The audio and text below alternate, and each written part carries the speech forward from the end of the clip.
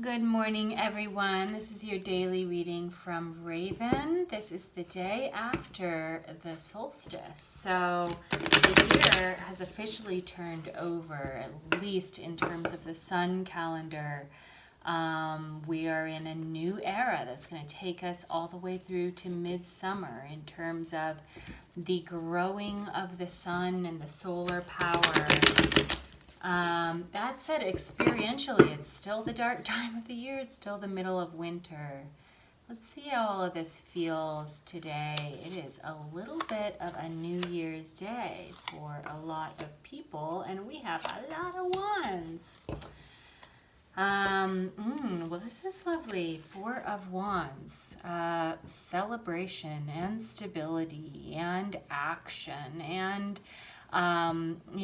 this is kind of when there's enough stability in the action and transformation and kind of the currents of change and movement around you, that there's enough kind of momentum behind that it feels like stability, that it is stability, that you're able to leave the castle walls and go out and have a good time. So this is sort of like freedom with a solid foundation, having a sense of freedom because you have enough movement and momentum in the changes that you're trying to make in your life that you're able to feel free from it. You're able to be energized from it.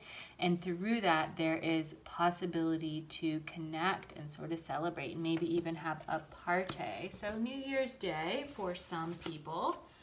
But even if that's not the way that you celebrate the seasons, I still feel like there is sense in us, an innate sense that syncs up with the rhythms of the sun. So that's in there somewhere.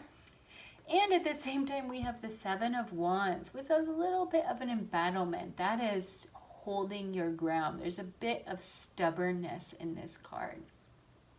There's a bit of knowing, being able to listen to your own heart and your own judgment and your own true north and go forward in the way that feels right for you without listening to the voices in your head that might be lying to you and saying that it's too much or it's not right or you're not an authority yet or whatever it is. This is kind of like a be courageous card and shine bright card in a way. If you think of it in terms of calling and shining your light out into the world, wands are fire. This is shining. Both of these are shining, self-shining cards. It's not very eloquently put, but I think you understand me. And that might feel actually somewhat difficult today, and like there are obstacles in your way. And this is the counsel in this card is to stand firm through those obstacles and maybe keep a side eye out and see how many of those obstacles might be a little bit self-created, especially knowing that there is some stability in the transformations and in the momentum in your life. There is some stability. So feel it. Bend your knees, get the center of gravity low, like this guy is, and ride through any bumpiness that might be happening. I would say into the King of Cups. So the King of Cups is the airy part of water, meaning when it comes to kings, I think what they mean by air is the consciousness of water. When your emotional, intuitive life, I think in this case with these two cards, we're talking really about emotional life and having sort of the maturity to take it in stride and not identify yourself with your emotions. You have a consciousness around your emotions. That is the air, the airy part of water.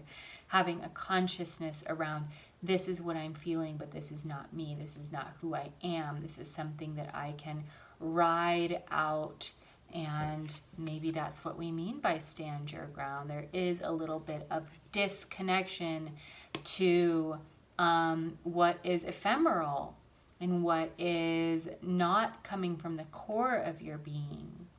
And that means that gives way for connection to the greater consciousness, the airy part of water, the mastery of water.